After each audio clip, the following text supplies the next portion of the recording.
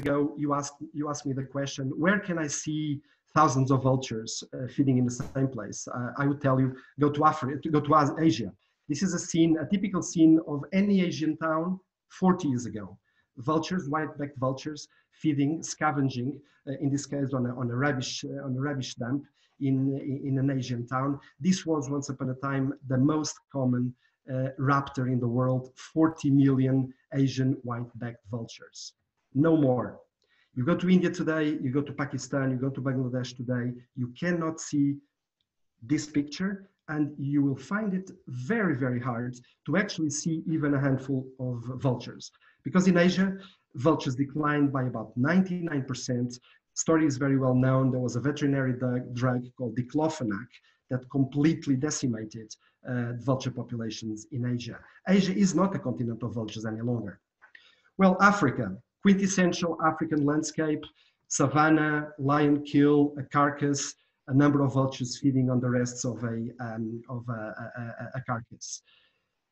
This was true 20 years ago. You go to Africa today, and there are very few places where you can actually see or photograph this scene. Because in Africa, what we are seeing now is a dramatic vulture crisis due to widespread poisoning, some of it associated with the poaching of ivory, elephant, and rhino. In fact, 7 of the 11 species of African vultures are critically endangered or endangered. We are talking about a continent being emptied out of vultures. In fact, if you want to see 1,000 vultures, or if you want to see three or four species of vultures together, your best bet these days is to come to Europe and see this scene in Spain, in France, in Portugal. And there are now many places in the continent where a photograph like those with the 4 European vulture species, the griffon vulture, the cinereous vulture, the bird-eared vulture, and the Egyptian vulture, can be actually seen and photographed together. And this is really the first message I would like to leave to you, is that not many people consider this, but Europe is actually today, in the old world, the continent of vultures. It's a land of vultures. It's where vultures have actually been restored, where vulture populations are increasing, and where actually vulture conservation best practice has showcased the best results ever. And this is very, very important because, you know, in today's world where biodiversity is going down the drain, there is a certain doom and gloom atmosphere that is very hard to beat. Oh, you know, another species lost. Oh, another species going regionally extinct. And we do need positive stories. We do need conservation optimism. We do need to show that it is possible to revert these trends. And vultures in Europe is one such story. We have actually increased the populations and the distribution range of vultures in Europe in the last 20 to 30 years. And we could tell you the same story with the griffon vulture or with the cinereous vulture, but I will concentrate on the bird-eared vulture since you have one of them at your doorstep. This is really what happened. A species that was extremely rare, almost gone from Europe, is now staging a remarkable comeback. This is the past. The picture, the vulture that you see in the picture is actually the last bird-eared vulture shot in the Alps in 1913 in an Italian valley, an alpine Italian valley, the Valley of Aosta. This bird was persecuted by humans because, first of all, it kind of resembles an eagle, and people didn't like eagles. And then people had the perception that this lamb caught lambs. In fact, its old name was called Lammergeier, which in German means lamb vulture. And there was a perception that this vulture would take live lambs, and therefore the bird, like many others, was persecuted, killed, and poisoned to extinction. This is the distribution of the bird-eared vulture in the world. It's a species that ranges far and wide in Europe, Asia, and Africa. There are 2 subspecies, one in Africa south of the Sahara, which is now quite rare and has got really only a stronghold in the South African mountains. In green is the current distribution range, in red, the former distribution range. And then the European or Eurasian bearded vulture that used to range all the way from Portugal and Spain to the Himalayas and Mongolia. And still occurs in a large part of this range, but that it has become over the years extremely rare in Europe. In the 1980s, this was the situation in Europe.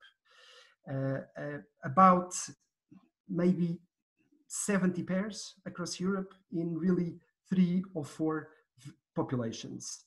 Maybe the main one left in the Pyrenees, and then 2 small and isolated island populations in Corsica and in Crete, and then a very small population in the Balkans that eventually went extinct. And then you would start to see them in Turkey, and then in the Caucasus, and then through to Central Asia. So an extremely rare bird, almost gone from Europe. The only population left was about 40 pairs breeding in the Pyrenees. And this was the situation in the 80s. And it was more or less at this time that a group of visionaries started with this grand idea. Why don't we bring back the species back to the Alps, for example, or to eventually other mountain ranges where it once occurred. Here, a picture of some of these visionaries that started this idea back in the 70s and the 80s when the species was extremely rare. Now, how do you bring a species back to the wild when there are very few pairs in Europe? You've got basically 2 options. Either you go and catch some wild birds, which is a big problem, because if you catch wild birds from a rare species, you contribute to it becoming even rarer. Or you try to set up a captive breeding program and then reintroduce back to the wild young birds that are raised in captivity. And this is what they've done. In the 70s, they have actually purchased from a number of zoos with a grant from the Frankfurt Zoological Society, 30 birded vultures that were in captivity. They entrusted these 30 birded vultures to the foundation that I now work for. And they basically asked, start a breeding program strictly for conservation so that one day we can reintroduce the species back to the Alps. This was about 40 years ago. It's not an easy task. It's actually a very complex task. There were failures, there were trials in the beginning, but over these 30 to 40 years, we've actually learned and developed the protocols and the operations that allow us now to actually breed quite successfully these species in captivity and then release it back to the wild. And this has actually happened. Great picture, but don't be fooled. We do not release birds like this. This is actually a bird that went into rehabilitation, was recovered in a wildlife hospital and was released. The way we release birds is completely different. We raise them in captivity. Birds are raised by their captive parents, so that there's no human interference, or minimal human interference, so that there is no imprinting. Birds are raised by the captive parents, so that they are fit to survive in the wild. And about 2 or 3 weeks before they fledge, they are then carried out to a ledge, which was previously selected in the mountains where they are being reintroduced, put there, fed for about 3 weeks, and then fledging naturally there. While they are at this ledge, this methodology is called, it's a technical term, hacking. It has been used by with many raptor species, and by being raised in a platform and a nest in the mountain, the birds acquire a certain tendency to become local and return to the same mountain range eventually when they become of breeding age. They are watched 24/7. while they are at this hacking cave, the breeding ledge. Remember, they are there for about 2 or 3 weeks before fledging. They are fed without any human contact, often through a complex system of tubes that drops the food on the ledge from a platform above them, until they eventually fledge. And they fledge to the wild, and hopefully they will stay in this magnificent environment and start to breed. These birds breed when they are 10 years old. So you can imagine that this is a very long-term program, where if we release a young this year, we are hoping that it will breed for the first time in about 10 years' time. And for that, of course, the bird needs to survive these 10 years. And therefore, for this reintroduction project to be successful, we do need to be absolutely sure that the threats affecting these species are mitigated and minimized in the places where we are reintroducing. But that's really what we've been doing. And from these 30 birds that were the origin of the captive breeding program, today we've got about close to 200 birds, 177 to be exact. Some of them are in specialized breeding centers, which do nothing else than breeding them in captivity, some of them managed by the VCF, but many others are actually distributed in zoological gardens and parks that also contribute to this effort. We provide the birds as long as the zoos follow our strict guidelines in terms of animal welfare and aviary conditions to maximize breeding. We started with very few birds. So in the green line here is the number of laying pairs in captivity, and the blue line is the number of fledglings produced. So you can see that in the 70s we started with 1, 2, 3 laying pairs, but we do now have got about 40 pairs that lay eggs, and we reached a stage in which we are producing between 15 to 20, even in some years over 20 fledglings produced in captivity. And most of these fledglings are then reintroduced in the wild. This is indeed the overall and composite figures of this outstanding program of captive breeding. We have raised since 78 and until last year 565 juveniles, and well over half, so 323, have actually been released in reintroduction projects, most in the Alps, our main and oldest reintroduction project. The first release in the Alps happened in 1986 in a remote valley in Austria, and 11 years later, the first pair started to breed in the wild. We had the first pair in 1997. So first releases in 86, first wild pair in 1997. And since then, from one pair, the population has been growing sustainably and very actively. Today, there are 57 breeding pairs of birded vultures in the Alps. The population is self-sustainable, demographically very, very healthy, and does not depend any longer on the releases that we are still doing in the Alps for genetic purposes, and I will come back to that in a minute. So my second message, in the case of subspecies, and in this case the birded vulture, captive breeding for introduction does really work. It is slow, it is expensive, but we do not have impact on any wild population. We raise our birds in captivity and release them in the wild. We have really perfected and developed this technique and produced many, many guidelines that allow people that want to collaborate with us to raise these birds in captivity. And I think one of the secrets for success is that the captive bred stock is centrally managed by the VCF, and it's managed entirely for conservation. The fate, the destiny of the birds is always decided with a conservation mindset, and we decide if the bird is going to be released or not, depending on a number of criteria, but always with a conservation mindset.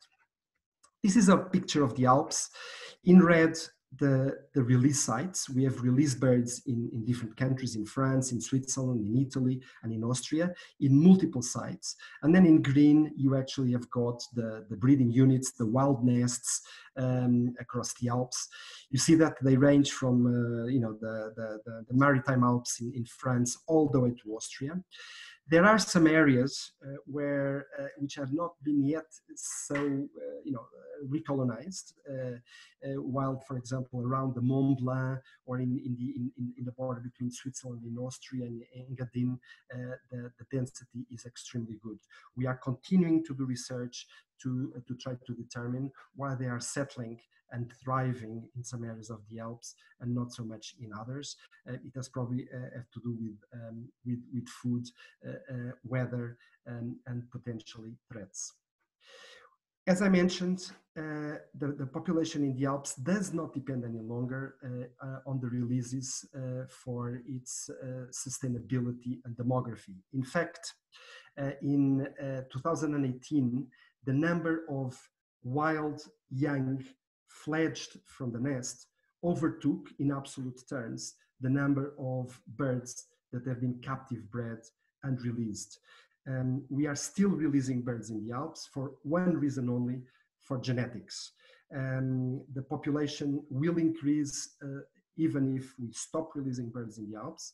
However, because all of these birds or this population came from a relatively small pool of captive birds, the genetic diversity of the alpine population is still a little bit smaller than what you would expect from a wild population of the same size. So what we are doing in the Alps is only releasing a few hand-picked individuals from the captive bred stock that have got diverse genes, a gene pool that is slightly different from the others, to diversify the genes of the alpine population and therefore contribute to its resilience and its future sustainability.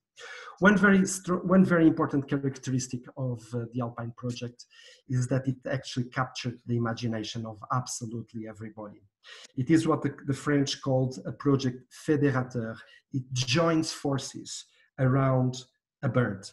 And this is not common, and it's actually quite rare. In the Alps, for example, if you cry or if you talk about wolf, half of the room leaves. The hunters, the livestock breeders leave immediately and possibly even start hating you. If you talk about birded vulture, the hunters, the livestock breeders, the local politicians, the tourists, the tourism sector, they come to you and say, yes, let's do it. This is fantastic. Let's work all together on this. And indeed, these pictures, it's a joy to see. This is the presentation of two young birded vultures before they are being taken to the ledge in the mountains, being presented to the people in the closest village by local politicians.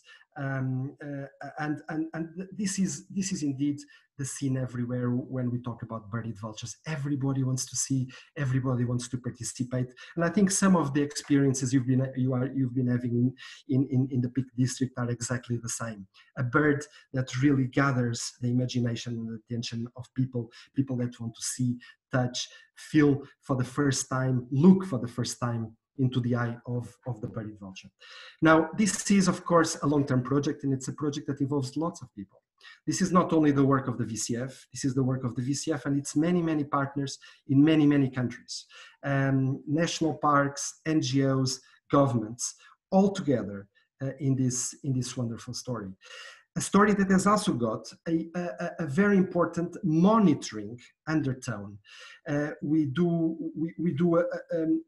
All of our captive birds are genetically fingerprinted, but we also try to actually get genetic samples even from the wild nests by collecting feathers under the nest every breeding season, so that we continuously monitor the growth and the development of this population. We do obviously breeding counts, we do a simultaneous count across the Alps. There's thousands of people involved, many of them in citizen science projects across boundaries, across 4 or 5 countries in the Alps. So this is really one of the most successful wildlife comeback stories of our times. It's a project and this is an important message that has captured the imagination of people. We have the know-how to do it now. We've started in the Alps, we've done it in the Alps, we can do it pretty much anywhere. But we have to be aware that these projects are awfully long-term and they are multidimensional. In fact, we've actually started in the Alps, but then we moved from the Alps to Europe because, not from the bird's eye view, but from a satellite's eye view, Europe is a relatively small place for a bird like the Birded vulture. I mean, it moved from the mountains to the UK. It can move from one mountain chain to the other.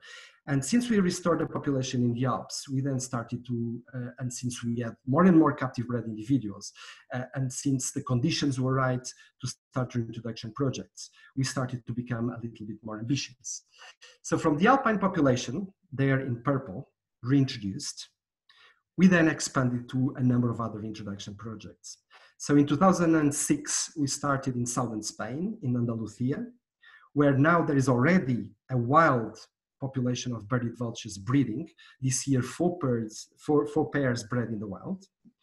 Then in 2010, we started a project in the Massif Central in France, which is that star in between the Pyrenees and the Alps. And the idea is to link the two populations. In 2018, we started a similar project, but this time in a mountain range in Spain, in between Andalusia and the Pyrenees, again, with a view to link these populations. And if these populations are linked, birds moving between mountain ranges, gene flow occurring between mountain ranges, we then have got a much more resilient, resistant meta population at European level that can actually possibly face the challenges that future will bring. A couple of elements, and I don't want to really go into a lot of technical elements, but a couple of elements about birded vultures that are interesting, particularly with your Sheffield birded vulture. Birded vultures are extremely philopatric. This means that usually they come back to the place where they were born. That's why the technique of releasing them through an hacking platform works, because they kind of get an impression of their natal valley, and they tend to return to the natal valley or to a valley nearby. However, a few individuals, and this is really important, do move away from that natal valley or from that mountain range, sometimes 200, 300, 400 kilometers, and establish themselves in a different mountain range or a different valley. And this is really important because of recolonization. So birded vultures do move big distances. Your Sheffield bird did move quite a big distance. It's a wild bird. It came either from the Pyrenees or from the Alps. There are birds that move incredible distances. This is one of them, Adonis, a bird that was released in the Grencos, and that in their second and third year of life just decided to tour Europe. It went to Germany, Belgium, Netherlands, then came back to the Alps, and then decided again in the third year to go all the way to Poland and Belarus and Ukraine and Romania, where no birded vultures had been seen before, a little bit like the UK, and where a local beer maker even decided to make a beer called Adonis. Like your birded vultures, quite a few people in Romania got basically entrained, got magical about this bird. Now, this is another very interesting story, and this is a recent story, a story from this year. This is Piero. So this was a birded vulture that was found this year, this spring, in northern France, weakened, and was taken to rehabilitation. We managed to take a feather from the bird because it entered rehabilitation. It was actually caught not very far away from the channel, the channel, so on, in northern France. We took a sample from the bird, and surprise, surprise, we could actually match this bird as a son of the first wild-edge birded vulture in the Alps, the first pair that bred in 1997. So, so that bird fathered Piero. Piero was then rehabilitated and then was re-released, and it's a photo of its re-release back in the Alps, where we know it came from. I talked about genetics. I'll pass this slide. So, fourth message, birded vulture is one of the best studied species in Europe. We really know what kills them. We follow their movements. Most of the birds that we release back to the wild, or all of the birds that we release back to the wild, are tagged with the GPS tag. That's not the case of the Sheffield bird. So we know that it's not one of the reintroduced birds. It's a wild bird, because otherwise it would have a GPS tag, it would have a coloring, and it would have decolored feathers. We know that they are highly philopatric, so they return back to the natal area. We measure their genetic diversity. We are monitoring the demographics of the population because there is indeed a big effort on monitoring. There's databases, there's a lot of research, and they're pinning conservation. If I am allowed, I will just, Liz, I think I still have got 5 minutes, right? I would like to delve into threats. What can kill these birds? What can kill vultures in general, and what can kill birded vultures in particular? Poison. Poison is the #1 killer of vultures worldwide and in Europe. This is a poison bait, some chicken meat laced with a chemical, in this case, carbofuran. Now, vultures are usually not the intended targets of illegal wildlife poisoning. The intended targets are very often foxes, wolves, in some countries bears, or lynx, and usually carnivores, sometimes some eagles, that prey on domestic livestock or on game species, grouse, hares, whatever. And hunters or livestock breeders very often, in order to solve a real human-wildlife conflict, choose a very indiscriminate, illegal, and dangerous method, which is they use some poison bait, they put it there, they hope to kill the wolf, but of course what happens is the vulture comes down, it's dead meat after all, eats the dead meat and gets poisoned. Some figures from Spain, where actually possibly the anti-poisoning effort has been greatest, but you can see the scale of it. In the last 20 years, 25 years, over 6,300 threatened raptors, including 35 birded vultures, have been killed, have been poisoned, have been killed through poison. It is a wildlife crime. This is a crime. It's an illegal activity, but unfortunately, it's a type of wildlife crime that is not really taken care of by the enforcement agencies that should research and investigate and eventually criminalize and find the culprits of this type of crime. Only 5% of wildlife poisoning cases in Spain reach a court stage, while, for example, 95% of homicide cases reach that stage. And why? Because very often police forces and enforcement agencies do not care, are not equipped, are not trained to deal with this type of wildlife crime. So even in Spain, even today, we have got, unfortunately, scenes like this. This is our introduction site in southern Spain, in Andalusia, where in 2016, 3 birded vultures have been poisoned, including this one. Electrocution. Birds, vultures, including birded vultures, can get killed when they perch on top of medium tension lines, and then they accidentally hit the wire at the same time as the pole. The bigger the bird is, the riskier it is, and some types of poles are much more dangerous than others. The poles with overhead cables on top of the structure where birds perch are the worst. It's relatively, to solve this problem, you can isolate the extremities of the cables so that by plastic, so that if the bird perches and touches the plastic, nothing happens. And this indeed has been done in many places in Europe, but electrocution still kills quite a lot of vultures, including birded vultures. Collision. And this happens when simply a bird flies into overhead cables, or in the case of birded vulture, ski lifts in the mountains, the ski lift structures, telepherics, and so on.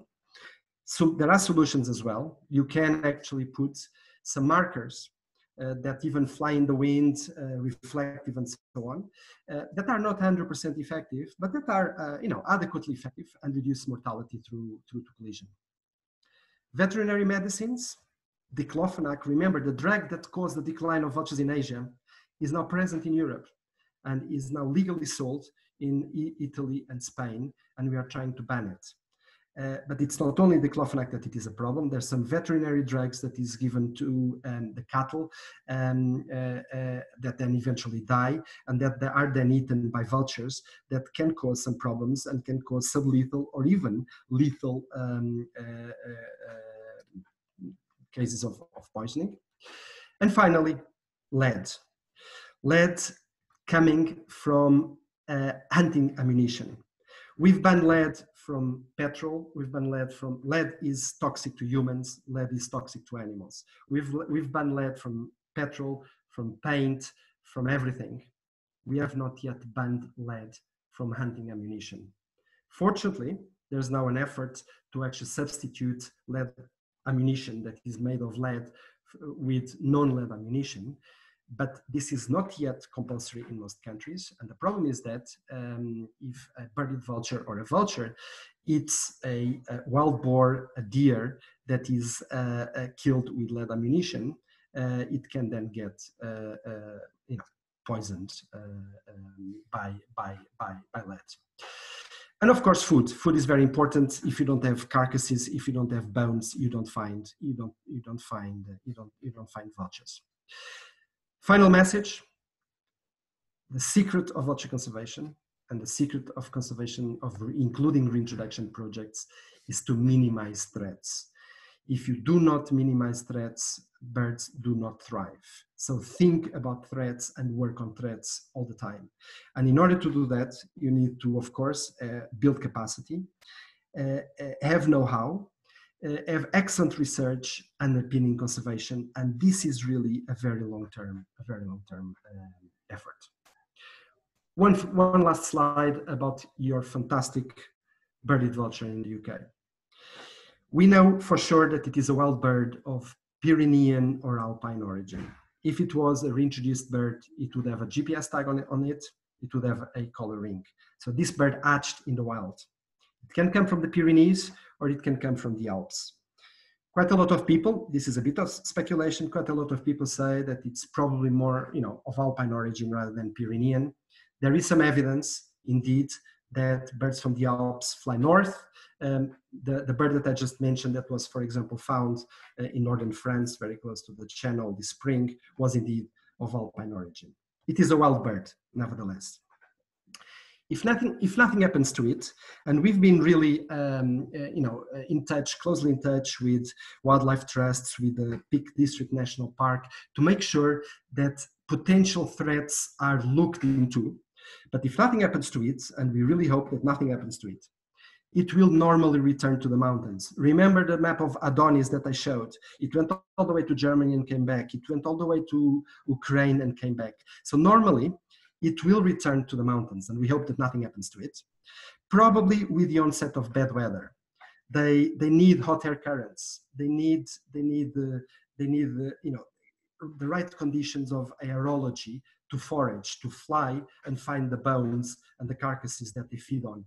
If you start to have a lot of these Atlantic depressions coming in, fog and rain, which unfortunately the British climate is famous for, and I think this bird will say, that's enough, I'll try to find some food elsewhere because conditions here are not. So what we expect is that with the onset of the autumn, probably the bird will move away.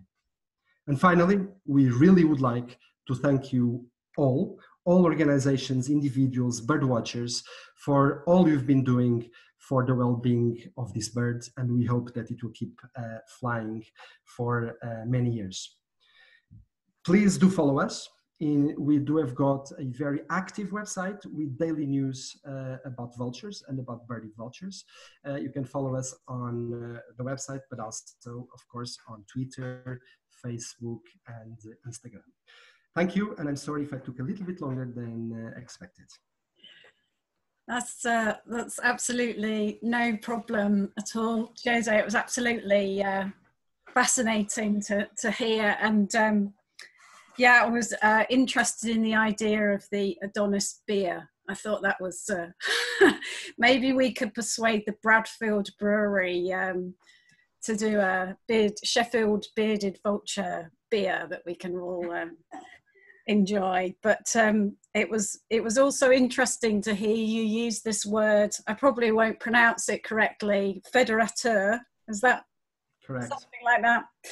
That it's a kind of bird that people can join together and rally around, and that's certainly what we've seen here. It's just really inspired people, and just as you were saying, it's just a very magical bird for people to see, just because of its sheer size. It's fantastic. So oh yeah.